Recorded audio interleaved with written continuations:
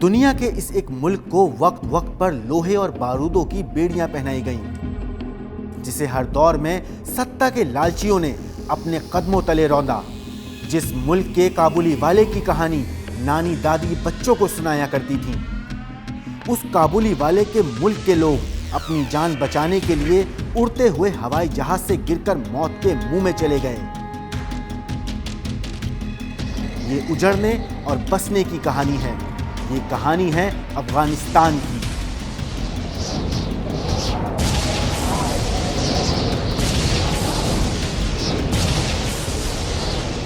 अफगान ये सिर्फ एक नाम नहीं बल्कि इतिहास का जखीरा है। 3वीं सदी की सासानिद हुकूमत में इसे अफगान कहा गया। 4वीं सदी आते आते यह अफगन्स और अफगाना हो गया। जानकार मानते हैं कि इसकी शुरुआत संस्कृत के अस्वाकान से हुई, जो अश्व यानी घोड़े से लिया गया है।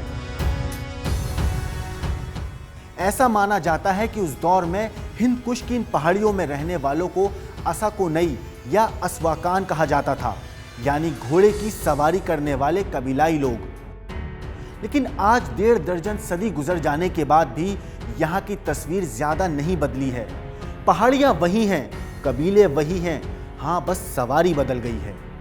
अफगानिस्तान एक ऐसा मुल्क है जिसे चाहते तो सब हैं, लेकिन ये मिला किसी को नहीं। यहाँ इन कबीलाई लोगों से पार पाना ना तो किसी के बस की बात है और ना अब तक कोई कर पाया है। शायद ये कहना गलत नहीं होगा कि एक से एक बड़े बड़े साम्राज्यों की कब्र का यही है। ताजा मिसाल है अमेरिका की। अमेरिका से लेकर ब्रिटेन तक, सोवियत संघ से लेकर मुगल शासकों समेत दुनिया की तमाम बड़ी बड़ी शक्तियां इसे जीतने की कोशिश में नाकाम रही हैं। किसी भी दौर में कोई भी साम्राज्य ज्यादा दिनों तक इस पर हुकूमत नहीं कर पाया। कहते हैं कि मुगल शासक भी इन कबीलाई लोगों के इतिहास से घबराते थे। आज क्राइम तक पर मैं आपको बताने जा रहा हूं अफगानिस्तान के इतिहास के वो 5 पन्ने, वो 5 कहानियां जब अफगानिस्तान उजड़ा और फिर बसा था। एंग्लो अफगान युद्ध साल 1839 से 1878 और 1919 ये वो साल थे जब अफगानिस्तान को ब्रिटिश हुकूमत ने सत्ता और अपने नाम का परचम लहराने के लिए इस मुल्क के सीने पर लोहे और बारूद से जख्म दिए। उस दौर की जंगों को दुनिया एंग्लो अफगान वॉर के नाम से जानती है। ब्रिटेन ने 1839 से 1919 के बीच 3 बार अफगानिस्तान पर हमला किया और ये कहना गलत नहीं होगा कि उसे तीनों बार मुंह की खानी पड़ी थी। जहां पहले अफगान युद्ध में ब्रिटेन ने 1839 में काबुल पर कब्जा कर लिया था, क्योंकि ब्रिटेन को डर था कि अगर उसने काबुल पर कब्जा नहीं किया तो उससे पहले रूस काबुल पर कब्जा कर लेगा, और इसी वजह से ब्रिटेन को ऐतिहासिक हार का सामना करना पड़ा। उस दौर में कुछ जनजातियों ने बेहद आम हथियारों से दुनिया के सबसे ताकतवर मुल्क की सेना को बर्बाद कर दिया था। 3 साल तक चली जंग के बाद अफगानिस्तान ने आखिरकार हमलावर सेना को भागने के लिए मजबूर कर दिया था। और फिर आता है साल 1842। ब्रिटिश कैंप से जलालाबाद के लिए निकले 16,000 सैनिकों में सिर्फ एक ब्रिटिश नागरिक जिंदा लौटा। लेकिन इसके 4 दशक बाद ब्रिटेन ने एक बार फिर कोशिश की। इस बार उसे कुछ सफलता तो मिली। साल 1878 से 1880 के बीच हुए दूसरे एंग्लो अफगान युद्ध में अफगानिस्तान ब्रिटिश संरक्षित राज्य बना। अगर आसान शब्दों में बोला जाए तो अफगानिस्तान ब्रिटिश शासन के अंतर्गत प्रोटेक्टर स्टेट बना। प्रोटेक्टर स्टेट मतलब कि अफगानिस्तान की सुरक्षा अंग्रेजों के हाथ में चली गई। लेकिन ब्रिटेन को काबुल में एक रेजिस्टेंट मिनिस्टर रखने की अपनी नीति को त्यागना पड़ा। इसकी जगह ब्रिटिश साम्राज्य ने एक नए अफगान अमीर को चुनकर देश से अपनी सेनाओं को वापस बुला लिया। लेकिन साल 1919 में जब इस नए अमीर ने खुद को ब्रिटेन से आज़ाद घोषित कर दिया, तब तीसरा अफगान युद्ध शुरू हुआ। ये वो वक्त था जब एक तरफ बोल्शेविक क्रांति ने रूसी खतरे को कम कर दिया। अब आप सोच रहे होंगे कि आखिर बोल्शेविक क्रांति क्या है, तो आपको बता दूं कि रूस में 1917 में हुई क्रांति को ही बोल्शेविक क्रांति कहा जाता है, क्योंकि बोल्शेविक नामक राजनीतिक समूह ने इस क्रांति में महत्वपूर्ण भूमिका निभाई थी और क्रांति की दशा और दिशा निर्धारित की थी। अब लौटते हैं हमारी कहानी पर। तो पहले विश्व युद्ध ने ब्रिटिश सैन्य खर्च को बहुत ज्यादा बढ़ा दिया था। ऐसे में ब्रिटिश साम्राज्य में अफगानिस्तान को लेकर रुख थोड़ा सा कमजोर पड़ गया था। इसी वजह से 4 महीनों तक चली जंग के बाद ब्रिटेन ने आखिरकार अफगानिस्तान को स्वतंत्र घोषित कर दिया। वैसे उस वक्त भी ब्रिटेन आधिकारिक रूप से अफगानिस्तान में मौजूद नहीं था, लेकिन ऐसा बोला जाता है कि ब्रिटिश साम्राज्य ने कई सालों तक अपना प्रभाव वहां बनाए रखा। सोवियत अफगान युद्ध।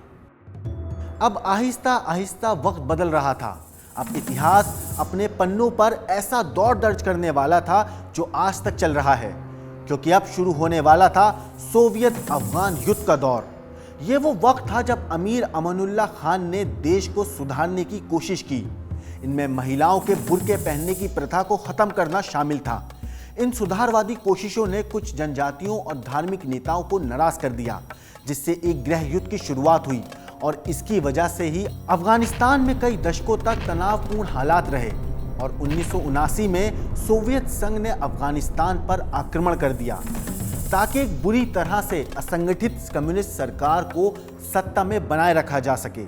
सोवियत संघ के खिलाफ कई मुजाहिदीन ग्रुपों ने सोवियत संघ का विरोध करते हुए उनके खिलाफ जंग छेड़ दी और कहा जाता है कि इस जंग में मुजाहिदीन ने अमेरिका, पाकिस्तान, चीन, ईरान और सऊदी अरब से पैसा और हथियार लिए। वहीं दूसरी तरफ रूस और जर्मनी ने हवाई हमले किए ताकि उन फसलों को नष्ट किया जा सके जिन्हें वो समस्या की वजह मानते थे, और इसकी वजह से वहां की आम आबादी अपने घर छोड़ने या मरने के लिए बुरी तरह से मजबूर हो गई।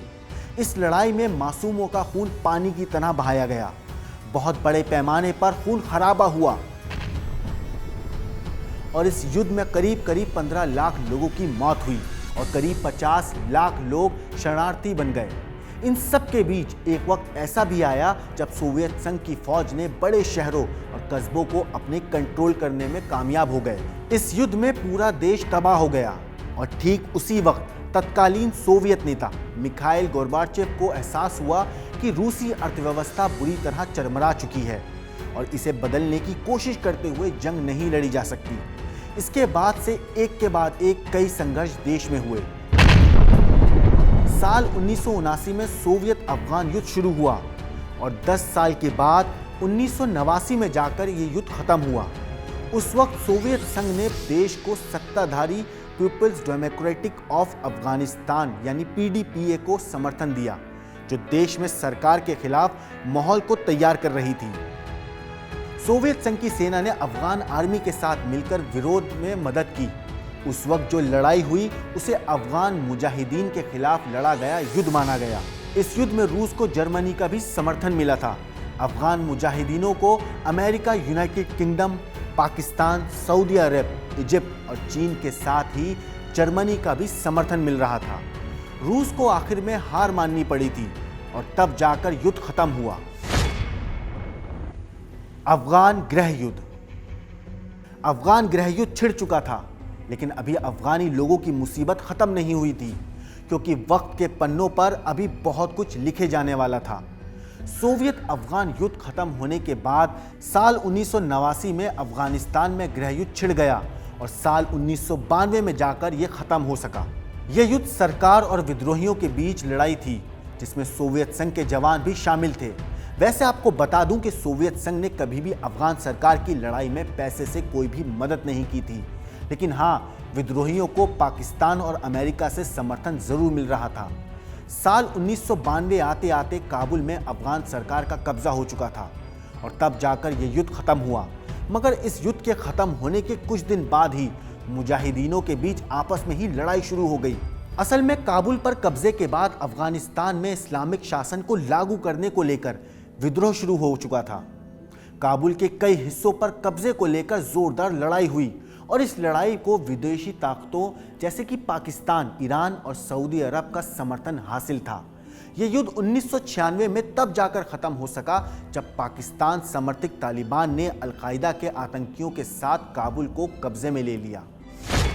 अफगानिस्तान में अल-कायदा का दौर।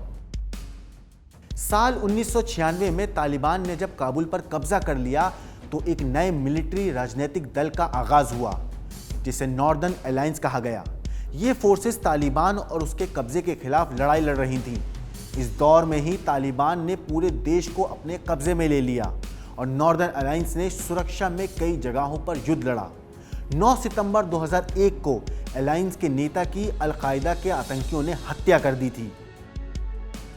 ऐसा कहा जाता है कि इन्हीं आतंकियों ने 11 सितंबर 2001 को अमेरिका पर हुए हमले में शामिल आतंकियों की मदद की थी। इतना ही नहीं, इन आतंकियों ने सबूतों के बिना अपने आका और दुनिया के सबसे बड़े आतंकी ओसामा बिन लादेन को अमेरिका को सौंपने से इनकार कर दिया था। अफगानिस्तान में अमेरिका का ऑपरेशन एंड्यूरिंग फ्रीडम। 11 सितंबर 2001 को अमेरिका में हुए अब तक का दुनिया का सबसे बड़ा आतंकी हमले के पीछे अल-कायदा को जिम्मेदार माना जाता है। इस अटैक में अल-कायदा के 19 आत्मघाती दस्ते बनाए गए थे। इन दस्तों के सदस्यों ने अमेरिका के 4 कमर्शियल प्लेन को हाईजैक किया था। इनमें से 2 प्लेन को न्यूयॉर्क सिटी के वर्ल्ड ट्रेड सेंटर और तीसरे प्लेन को वॉशिंगटन के पास पेंटागन से टकराया गया था। वहीं चौथा विमान को पेंसिल्वेनिया के मैदान में गिराया गया था। इन हमलों में 3000 से ज्यादा लोगों की मौत हुई थी। इसके बाद अक्टूबर 2001 में अमेरिकी सेनाएं अफगानिस्तान में दाखिल हुई ताकि वो अफगानिस्तान में रहकर 9/11 का बदला ले सकें। अमेरिकी सेनाओं के आते ही तालिबान का किला वहां पर ढह गया। मगर अब 2 दशक बाद तालिबान फिर से अफगानिस्तान पर काबिज हो गया है। वैसे अलग अलग दौर में लड़ी गई जंगों में अफगानिस्तान में बहुत लोगों का खून बहाया गया है।